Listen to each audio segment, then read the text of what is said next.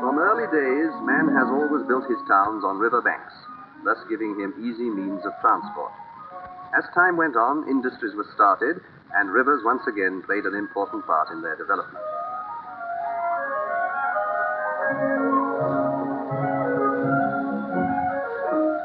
As man's ingenuity grew, he conceived the idea of making artificial waterways to link up with other towns and rivers in every part of the country. Many of our early canals were made from the Roman ditches, but it was the Duke of Bridgewater who first devised a scheme popularizing their use. With the help of James Brindley, a brilliant engineer who could neither read nor write, canals were constructed which connected the Humber, Thames, Severn, and Mersey. At this point, the canal branches off from the tidal river, and these large seagoing barges, too big for the canals, congest the entrance to the basin where goods are transshipped to smaller vessels before continuing their journey.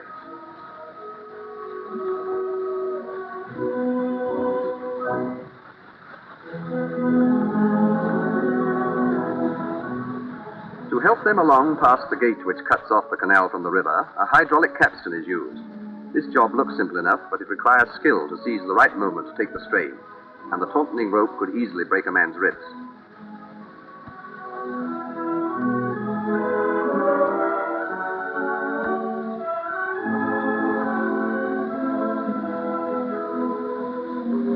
Canals were first constructed to carry coal, but nowadays they transport every kind of merchandise, relieving the roads and railways and leaving them clear to carry war materials.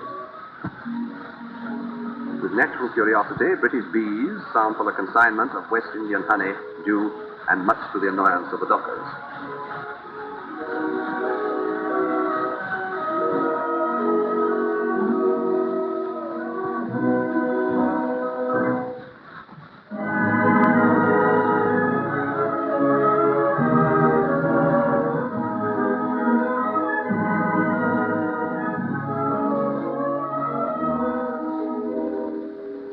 Strolling down the wharf, we see that other goods are being unloaded from boats.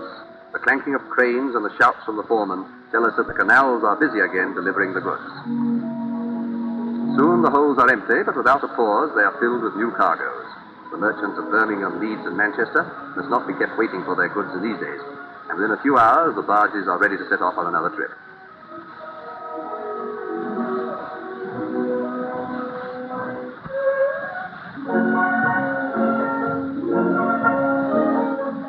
Crafts start their journey chugging along the winding waterway. Even the smoke-grimed city has a new charm, and the unusual angle of familiar buildings from the canal's path presents a fascinating scene to the visitor.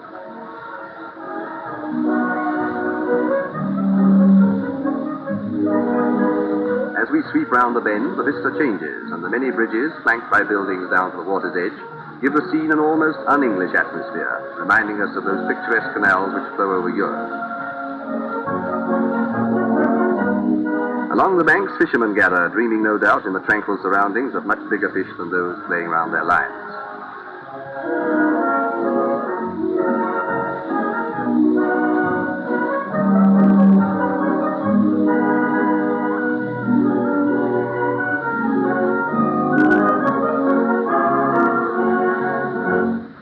Soon the view changes once again. We are heading for the open country, and the high buildings have given way to rows of graceful trees. A famous Frenchman truthfully said that London owes much of its charm to the fact that every street has at least one tree. And that can be said of all our canals, however urban. Resuming our journey, we drift down a peaceful avenue of plane trees in their full summer glory.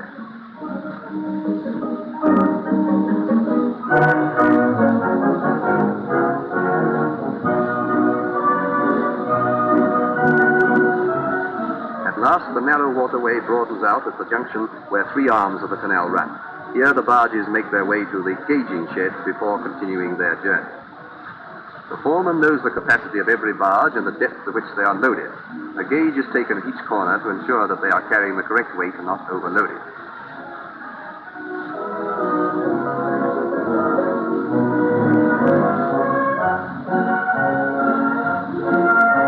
With the gauging finished, the barges make for the open country where they are free to travel at full speed, away from the congested waterways of the city.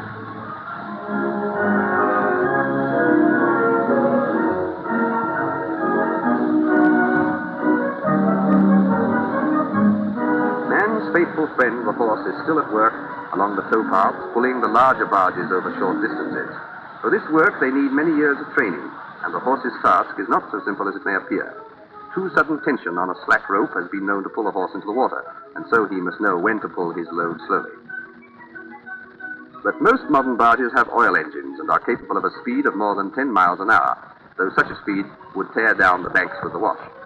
These inland craft fit neatly into the typical English scene, and for all their commercial purpose, add to its charm as they move in and out of the dappled sunlight.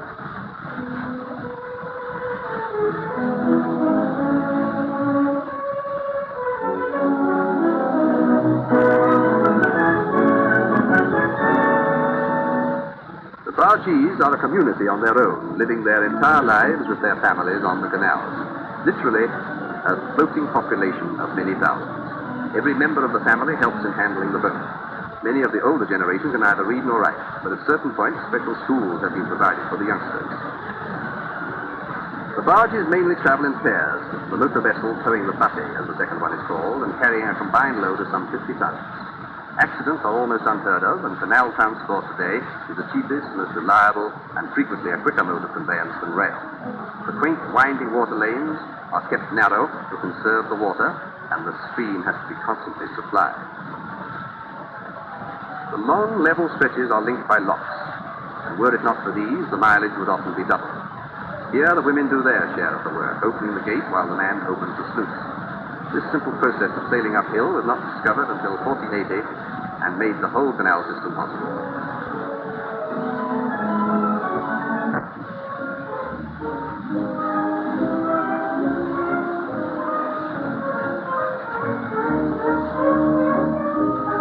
Are kept as small as possible to save water, and neat steering is necessary to avoid damaging the gates. The sluice at the other end is open to allow the lock to fill up and the gate is closed.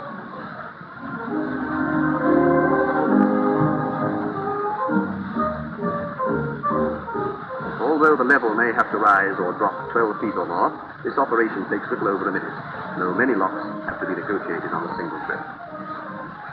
Soon they are able to move on again, and labor are expended in the efficient running of our canals, and at frequent intervals along the waterway, repair centers are situated to keep the banks in constant repair.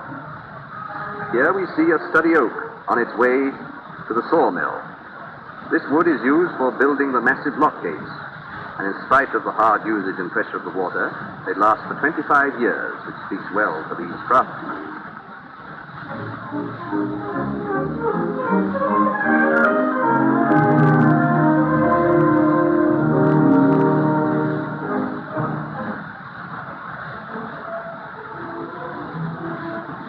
But in spite of the sturdiness of these lock gates, they occasionally require attention. A slack period is chosen and the repair party gets to work. The first job is damming off the gates with stout planks, and the men have to exert all their strength to sink them into position.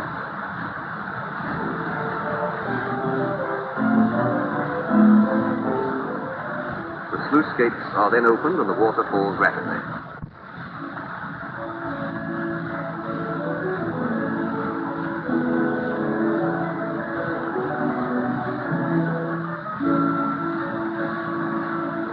The dog is more interested in rats. The repair gang have to work quickly in their workshop and locate the plank which leads to it.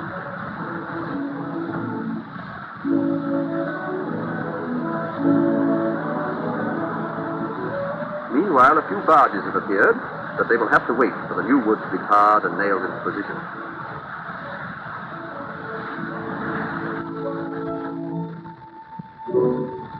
The lock lock is soon refilled and the pressure of the water knocks up the planks as the level is reached. The bargees' well-earned rest is over, and once more the canal comes to life.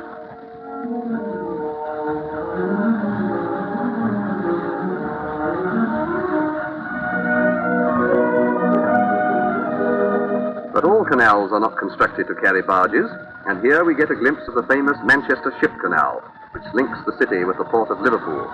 This huge enterprise was started in 1885 by Daniel Adamson, who foresaw the possibilities of making Manchester a port, thus giving her two vast industries, coal and cotton, an outlet. Meetings were held with the Lancashire manufacturers, who ultimately gave the scheme their support. Over £9 million was raised, and in less than 10 years, the canal, 35 miles long, was opened for use by Her Majesty Queen Victoria. As on smaller canals, the construction of locks was necessary at several points to make the scheme possible.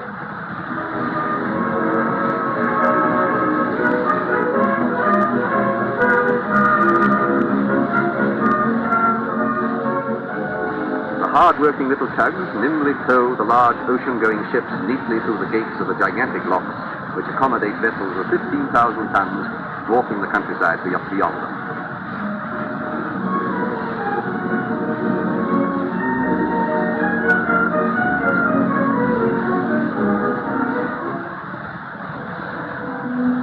Here the gates are electrically controlled, and powerful pumps force in thousands of gallons of water from below, the whole operation only taking a matter of minutes.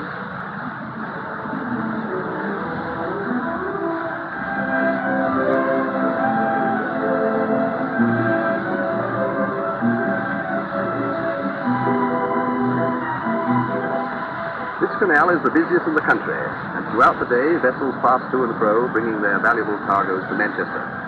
Double locks have been built so that there is no delay, and the waterway is wide enough for two ships to pass each other.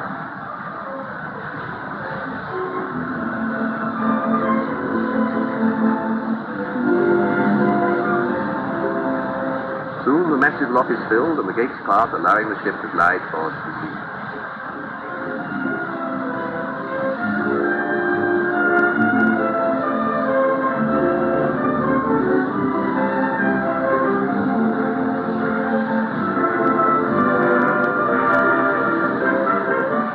Further downstream, we reach Barton Bridge, which forms a gate to the city of Manchester. And here we pause to see the unique spectacle of the Bridgewater Canal. Carried in an aqueduct above the Ship Canal, thus two waterways cross, yet each works quite independently of the other. The signal of an approach of the control tower, the machinery is set into motion, and slowly the smaller canal swings aside, hardly losing a drop of water.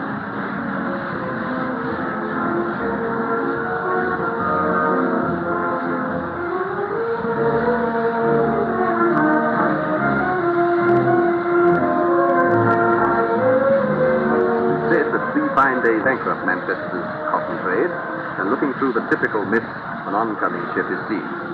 Traffic on the roadway is stopped, and the massive bridge swings aside to make room for the vessel.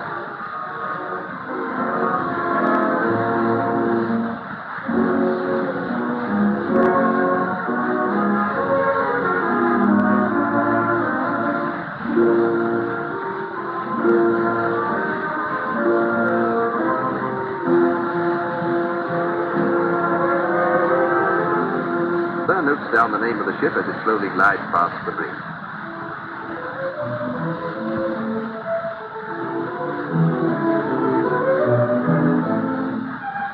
The decks come level with the smaller canal, making it appear almost like a toy.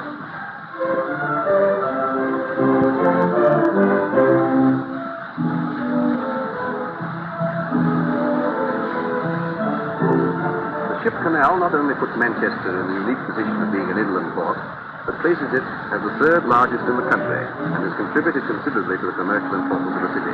Vast docks cover a wide area and provide berthing space for hundreds of ships which daily defy attacks from the enemy and come from every corner of the globe.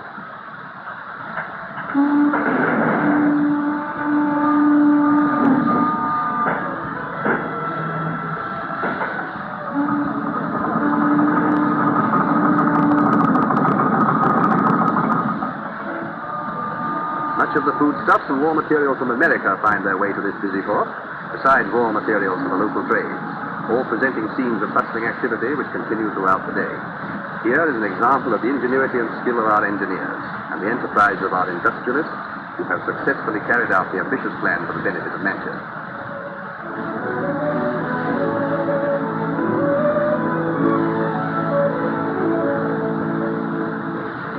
Along the waterfront, powerful cranes swing the cargoes from the holds, and here again we see something of the Mancunian's skill. These cranes are fitted with a special remote control device invented by a dock foreman, which considerably speeds up unloading. The use of a portable switch enables the operators to swing loads from the ship to waiting lorries, with a nicety which was impossible by the older method.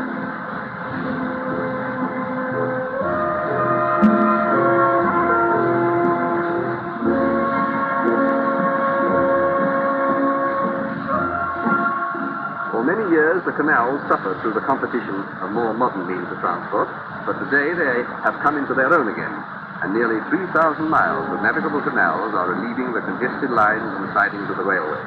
Thus, these inland boatmen, with typical determination, are making the canals of Britain play their part in the united effort.